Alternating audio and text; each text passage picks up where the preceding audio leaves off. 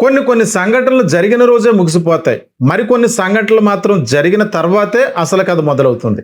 ఇటువంటి సంఘటనే అద్దంకిలో చోటు చేసుకుంది. చూడ్డానికి అది ఒక సాధారణమైనటువంటి యాక్సిడెంట్. కానీ ప్రమాదం జరిగిన తర్వాత అందులో బయటపడినటువంటి విషయాలు రాష్ట్ర వ్యాప్తంగా తీవ్ర చర్చకు దారితీశాయి. ఏమిటా సంఘటన? బల్లికురవ పోలీస్ స్టేషన్కి చెందినటువంటి ఒక ఎస్ఐ, అలాగే సంతమడుగూరు పోలీస్ స్టేషన్కి చెందినటువంటి మరొక ఎస్ఐ, వీళ్ళిద్దరూ కూడా వేర్వేరు పోలీస్ స్టేషన్కి సంబంధించినటువంటి వ్యక్తులు. కానీ ఇద్దరు కలిసి ఒకే కారులో ప్రయాణం చేస్తున్నారు. అది కూడా సివిల్ డ్రెస్లో. అంటే విధుల్లో భాగంగా ప్రయాణం చేస్తున్నారా, లేకపోతే వ్యక్తిగత పనులపై వెళ్తున్నారా?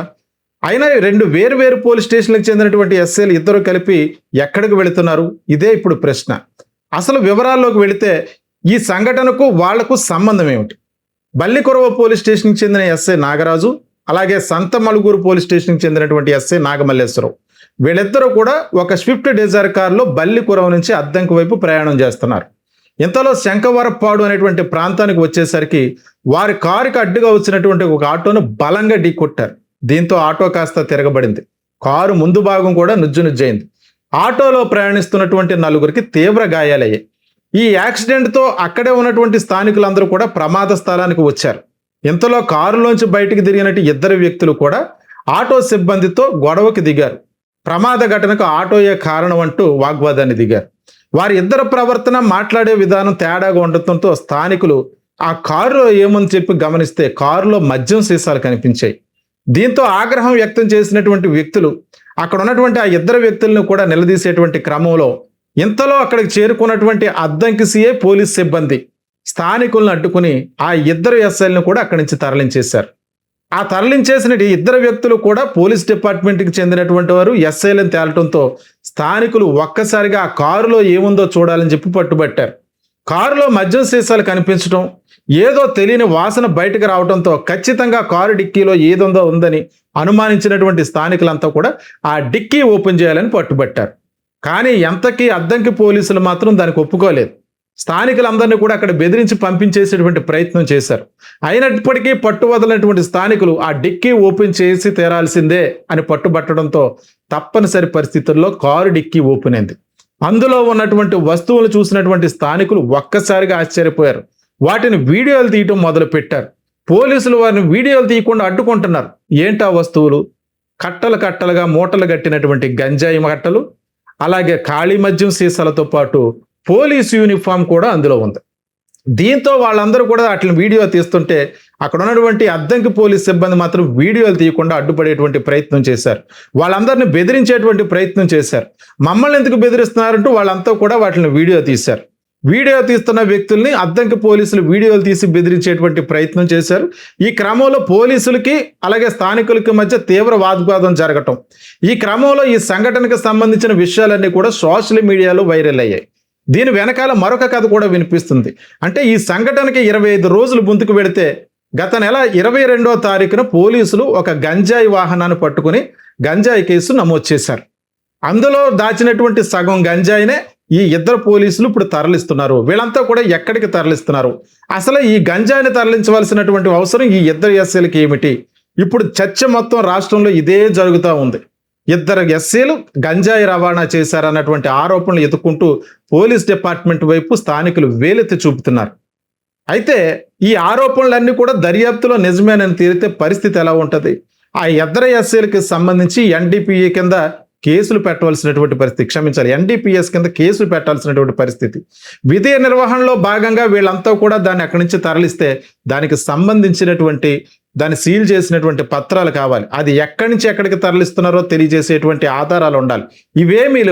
ఇవేమీ లేకుండా వాళ్ళు తరలిస్తున్నారు కాబట్టి పోలీస్ సిబ్బంది వాళ్ళిద్దరిని కూడా తప్పించేటువంటి క్రమంలో అక్కడి నుంచి పంపించి వేశారని మరొక వాదన వినబడుతుంది. ఒకవేళ వారు నిజంగా నేరం చేసినట్టు రుజువైతే, వాళ్ళు అధికార దుర్వినియోగానికి పాల్పడ్డారని నిజమైతే ఏ రకమైనటువంటి శిక్షలు ఉంటాయి? ఎన్డీపీఎస్ కింద గంజాయి దొరికితే, తక్కువ మోతాదులో దొరికితే ఒక రకమైనటువంటి శిక్ష ఉంటుంది. అదే ఎక్కువ మోతాదులో దొరికితే దాని యొక్క శిక్ష వేరే రకంగా ఉంటుంది. అంటే ఇంచుమించు 10 సంవత్సరాల నుంచి 20 సంవత్సరాల వరకు కూడా శిక్ష పడేటువంటి అవకాశం ఉంటుంది. ఒక్కొక్కసారి ₹1,00,000 నుంచి ₹2,00,000 జరిమానాతో పాటు కూడా అదనంగా శిక్ష పడేటువంటి పరిస్థితి ఉంటుంది. మరి ఇప్పుడు ఈ ఇద్దరు ఎస్ఐల పరిస్థితి ఏమిటి? శాఖాపరమైనటువంటి చర్యలు తీసుకుంటే మొట్టమొదట వాళ్ళ అధికార దుర్వినియోగానికి పాల్పడ్డారా లేదా అన్నది తేలాలి. ఒకవేళ దాన్ని ప్రభుత్వం యొక్క ఆర్డర్ తోటి, అంటే ప్రభుత్వం యొక్క ఆదేశాలతోటి దాన్ని తరలించేటువంటి ప్రక్రియ కొనసాగితే దానికి సంబంధించినటువంటి పూర్తి సమాచారం వాళ్ళ దగ్గర ఉండాలి. కానీ అది లేదు. అందువల్లే ఈ కేసు తీవ్ర చర్చనీయాంశంగా మారింది. వీరిపై శాఖాపరమైనటువంటి చర్యలు తీసుకుంటే వారిని మొదట సస్పెండ్ చేస్తారు, తర్వాత కేసు నమోదు చేస్తారు. విచారణలో భాగంగా ఉద్యోగాలు కూడా కోల్పోయే పరిస్థితి ఉంటుంది. వాళ్ళ సర్వీసెస్, పెన్షన్స్ మొత్తం అని కూడా కోల్పోతారు. ఇటువంటి పరిస్థితుల్లో ఇద్దరు ఎస్ఐలు కూడా ప్రస్తుతం ఈ గంజాయి రవాణాకు సంబంధించినటువంటి ఆరోపణలు ఎదుర్కొంటున్న నేపథ్యంలో పోలీసులు కానీ ప్రభుత్వం కానీ వారిపై చర్యలు తీసుకుంటారో లేదా? ప్రస్తుతానికి సోషల్ మీడియా వేదికగా ఈ వార్త అంతా కూడా వైరల్ అయినప్పటికీ ఇందులో నిజానిజాలు తేర్చాల్సినటువంటి బాధ్యత అంతా కూడా పోలీసుల మీద, దర్యాప్తు చేసేటువంటి అధికారుల మీద, కోర్టుల మీద ఆధారపడి ఉంది. ఒక సోషల్ మీడియా మీదో లేకపోతే రాజకీయ నాయకుల మీదో ఈ సంఘటన అయితే ఆధారపడలేదు.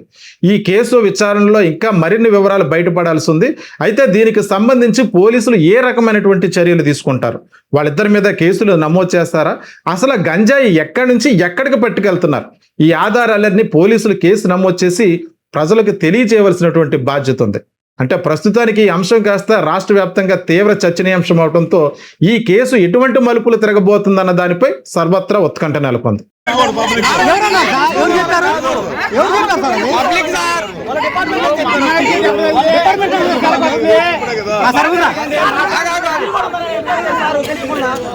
ఈసారి అట్లా అడిగారు, రాగానే మీరు అక్కడ రాగానే నేను అక్కడే ఉన్నాను, వాళ్ళతో పిలవమన్నారు, నేను వెళ్ళాను. మీరు కూడా ఉన్నారు సార్ అన్నారు. మీ కానిస్టేబుల్ తెలుసు సార్ వాళ్ళని. మొత్తం ఫోటోలు ఉన్నాయి,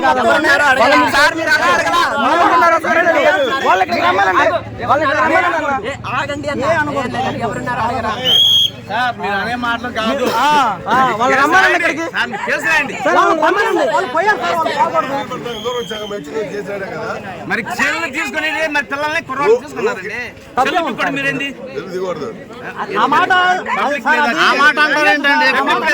వీడియో తీయకుండా ఎలా ఉంటాం? మా ప్రూఫ్ మాకు ఉండాలి కదా. ఎవరు చెప్పింది వీడియో తీయకూడదని? మా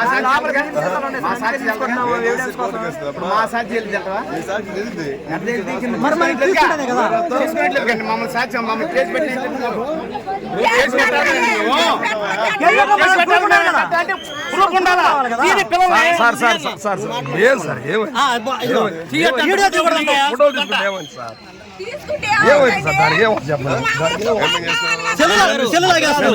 వాళ్ళు యాక్సిడెంట్ చేసిన డిపార్ట్మెంట్ అంటే పంపించేశారు ఇక్కడ నుంచి. వాళ్ళు పబ్లిక్ తెలియదా? పబ్లిక్ అవ్వకూడదా? అంటే పబ్లిక్ అవ్వకూడదు. ఎక్కడ చెప్పారు? పేపర్లో వచ్చాయని ఎక్కడ జరుగుతున్నాయి? టీవీలో మీరు పక్కెళ్ళండి సార్. యాక్సిడెంట్ జరిగి అయిపోయింది కదా. యాక్సిడెంట్ జరిగి అయిపోయింది కదా సార్. మరి జనాన్ని పిచ్చోళ్ళని చేస్తారు మీరు. నేను ఎటు చేస్తాను సార్? నేను ఎటు చేస్తాను సార్? ఫోటో తీసుకుంటే ఫోటో అంత అన్యాయంగా ఉంటారు సార్. సేవ్ చేయాలండి.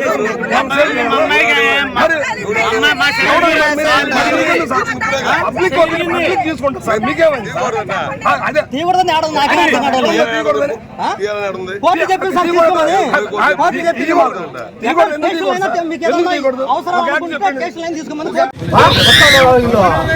అంటే డిపార్ట్మెంట్ ఒక న్యాయమో యువతలకు ఒక న్యాయమా? ఏందని కదా, ఏందని కదా న్యాయమో?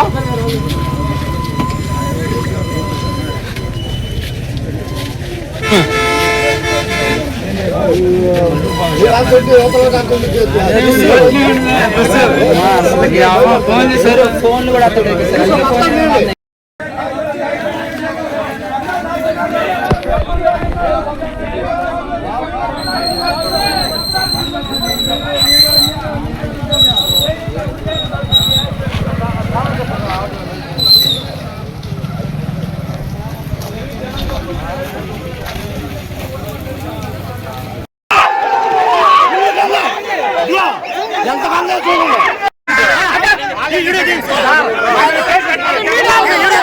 పెనాల్టీ, 1000 రూపాయల పెనాల్టీ.